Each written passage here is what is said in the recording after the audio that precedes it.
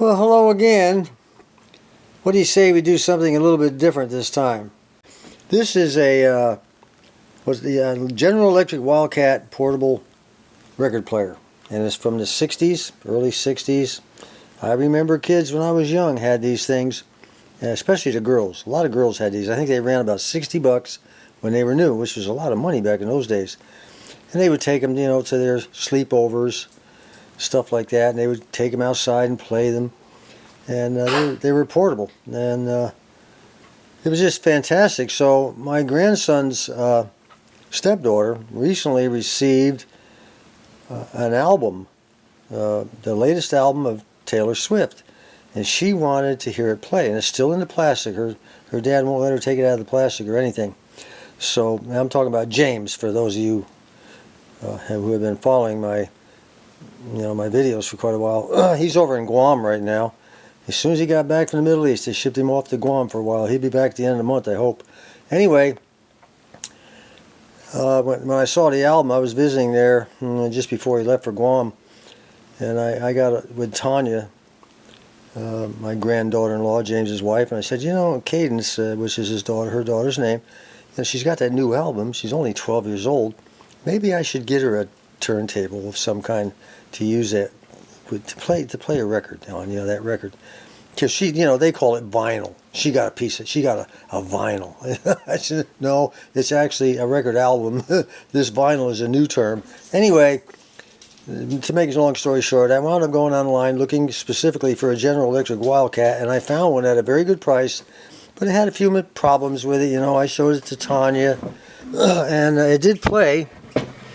The old boy had the offering on eBay. He had a little video there as part of the pictures, and it showed that it played. And what it did not do, it would play in this is not the 16. It went around with the 16 but he doesn't have any of those. But it did play at the 33 position, the 45 position. But when he got to the 78, it just laid there, which told me there was something wrong with the idler wheel, this baby right here. So as soon as I got it, I tore it apart. You only take 4 screws out. It's got one here, one here, one here, and one here. Then you can lift the whole thing up, and there's 2 plugs underneath that have to be unplugged.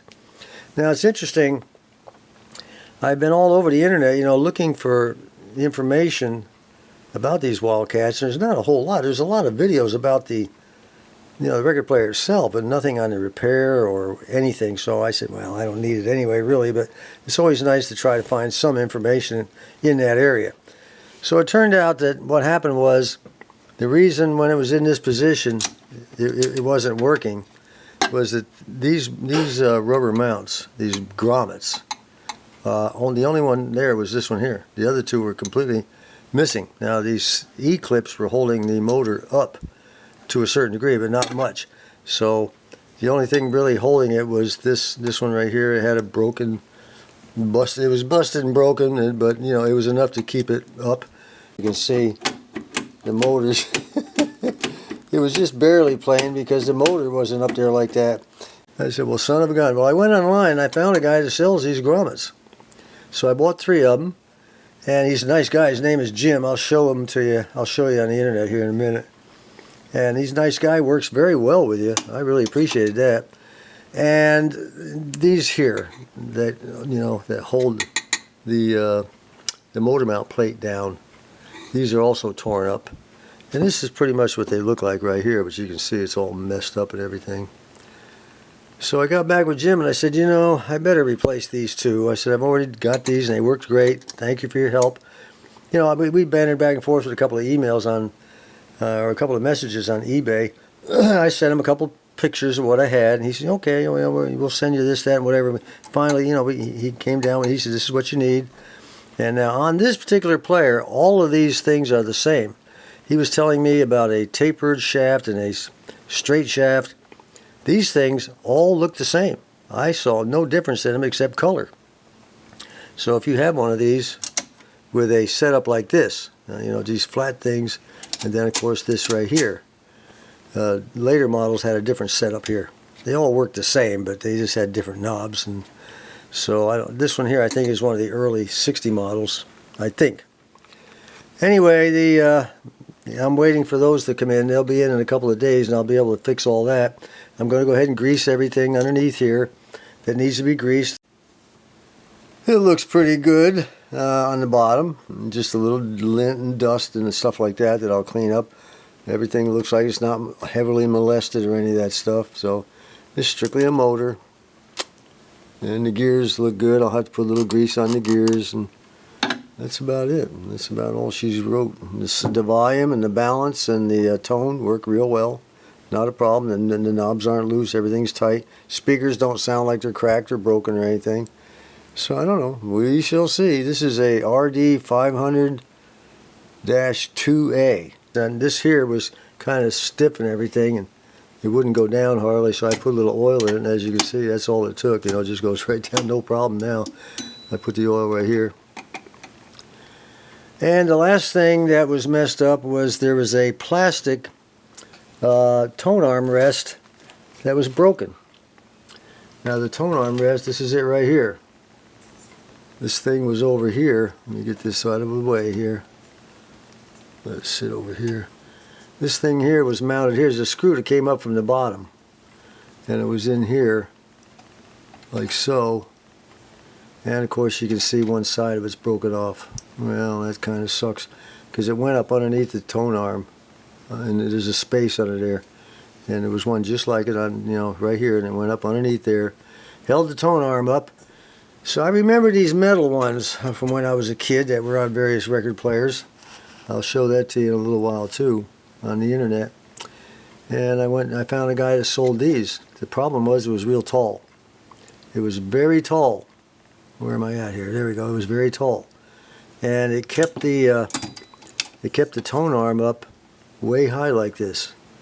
You can't have that. That tone arm has to be way down like this, because when you try to close this record player, when you try to close it up, the back of the tone arm was hitting against this right here, and it wouldn't allow the entire thing to shut.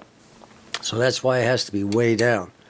So what I had to do was I cut off a half an inch or so off each of the 3 legs. Used my little rotary tool, my cutting disc. I used the original one as my height pattern. It's exactly the same height as the one that came off of there.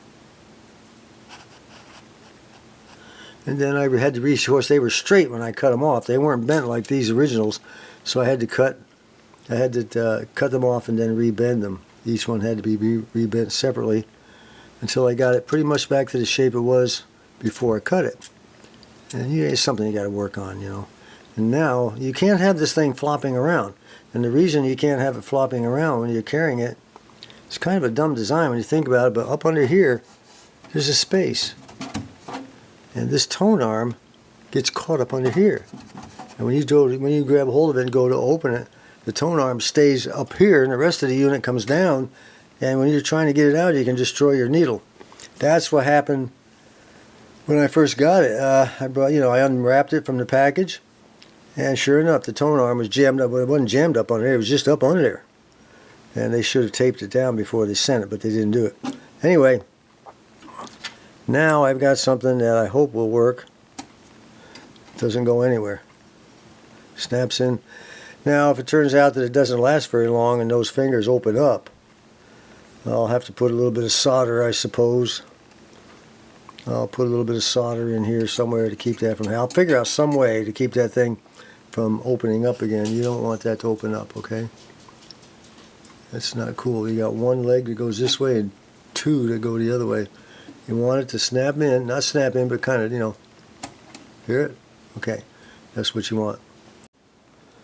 Now this is the tone arm rest that I bought. As you can see, it was very long. I cut it down to about right in this area here. Okay, and it's sold by a guy named Kurt. 710. A little expensive, but you know, where else are you going to get one, you know? Didn't bother me any, because, you know, this the girl's going to get this is 12 years old. I don't know if I told you that already. But she's going to wind up dropping it and breaking it and cracking it and doing, you know, that's how they all got damaged anyway. The young kids, they mistreated them. never gave it a thought. You know, they would drop them on the street and the way they're carrying them along. Some of them even toted them to school for demonstrations or whatnot of whatever, and they would drop them on the road or on the bus. It's just the way it was, you know. You don't worry about stuff like that. But Kurt 710, he's the one that sells those. Now the next guy that sold me the grommets for the motor, this is great. I was really happy to see those. And I didn't even know if I could get them anymore, but there they were. His name is Jim Hall. Right there's his name. And he's at Audio Apparatus Restoration Product. Audio Apparatus Restoration Product. And it says General Electric Player Turntable Motor Grommets, 3 each. Fits most models, and it does. And he really worked with me. He answered all my messages. I sent him photos. We bantered back and forth till he, you know, he's in Indiana, Evansville. Great guy to deal with. Okay, so if you have one of these, you're planning to get one of these, you find you got bad motor mount bushings or grommets, there's where you get them right there. They're $8 for all 3. Good price. What kills you is the shipping. Half of that is you have to add on for shipping. But you know, $4. You can't drive to Evansville, Indiana, and come back for $4. Now, also, he for the rest of the unit, or the plate that needs the other grommets, this is what he sold me right here. These are the ones that will be coming in a couple of days. The plate fits around here. Now these things go in just like you see it right here. This part is up on that plate. The flat part is up because there's a metal insert that goes in the middle. And whereas on the motor grommet, this part is up, but on the plate, the motor mount plate, this part is up. Our motor mount plate bushings have arrived, and a good eBayer on this guy. His name is Boss Hall 41. Let me zoom in on this. Won't anybody see this? On eBay, he's Boss Hall 41, and there's his that's his email address here. He's from Evansville, Indiana. Jim and Helen Hall. Good eBayer. He works with you when if you want to know things, or you just send him a message through eBay and he answers right away. I've been very lucky lately. Whenever I had a question, no matter what eBayer it was, they seem to be more responsive than they were in the past. And the shipping times are really fast, and packaging is fantastic too. It's like there's a whole new crop of eBayers out there. I don't know, maybe I've just been lucky. Anyway, let's go ahead, remove all this junk here, and get these aluminum inserts from the bottom up. Remember, these things go in with the flat part up. And I've already cleaned it underneath the bottom. Now I have extra of these grommets. And he said if I don't need them all, I can send them back for a refund, but I'm not going to do that. I'm going to go ahead and take what's left. I'm going to put them underneath the table, underneath the motor mount plate. I'm going to tape them down there in case I ever need them in the future, or anyone else does. There's no telling how long these things are actually going to be made. Now, sooner or later, it's going to be a premium getting parts for these things, and they'll want like $50 or something like that to get these things. Maybe we can save someone in the future, you know, a couple bucks here and there. So let's get it done. Now, these inserts do not want to stay up in there like they're supposed to. When you flip the plate over, they fall out, which is not good. So I got to come up with a way to keep them in there. Maybe a touch of rubber cement. I have a bottle of rubber cement. I'll just touch a little bit there. I don't really want to use super glue, but I will if I have to. I need something that's going to dry fast, you know. I wound up using super glue. Just put just a tiny little dab on the inside of the lip. That's all, just that much. And then took it, slipped it right up in the grommet, just like so. There we go. We got them all in. I'll let them sit for a while. Then I'll come back in. We'll flip this baby over and get the screws to go in from the top down. We're ready to go ahead and shut her up now. This plug right here that goes to the speakers and all that plugs into right here. And these 3 wires here you've got a red, a black, and a white. Up here on this little terminal strip, you've got a red, a black, and a white wire. So they just correspond. You know, you take your red wire out, it'll plug right here. Your black wire will plug here, and your white wire will plug here. It corresponds to what's there. Nothing to it. The last thing to do before we give it its maiden flight is to get this rubber mat cemented back down to the platter. I cleaned the mat, looks really nice. The problem is what they used before. It looks almost like contact cement. It's a kind of a yellowish color. I'm not going to use contact cement. This might have been like watered down contact cement. I don't know. Like I said earlier, I have some rubber cement. I'm just going to put a few dabs around here like that to keep this mat from turning independent from the platter. Here's how we're going to do that. I already put a little blob there. I'm just going to put a little blob over here, a little bit of a blob here. Keep it flat. Keep it flat. Don't let it make bumps and stuff. A little bit over here. You don't have to go crazy. And a little bit over here. I might put a couple of dabs around the outside about the same way, and then we'll just put the rubber mat on. Then I'm just going to press it down and let it sit for a while I have a cup of coffee. It's already holding pretty good. Now, you know, some people say put your rubber cement on both sides. You know, I don't know. You know, this is a pretty delicate kind of a deal. As long as the mat is nice and flat and it doesn't move around, that's all you need. You don't have to go hog wild. Okay, now the 45 adapter on these things are stored up here. They're a pressure fit. They go in with the slot facing toward the center. Okay, because that slot is where this thing comes up through. So we get to the bottom, and you can see it's keyed. You got a little key there, which, you know, that's what this here. That's what that fits in. So it goes all the way to the bottom. So now you go ahead and take your 45s. And you can put it on here like so. Bring this over, of course. You have to catch it on that little lip on the other side. Alright, let's see if it'll drop it, and let's see if it'll play it. Come on, baby, drop down. There you go. Now let's, oops, this is way off. Ooh, way off. Let's see, I don't know if this is, I don't know what the deal is on that. Shouldn't be like that. I'll have to work on that, I guess.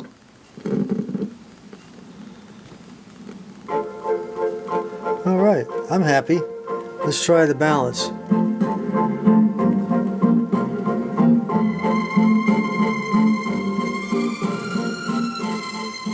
Well, this is going to be going. I think I mentioned it already. I can't remember. I've been working on this for days.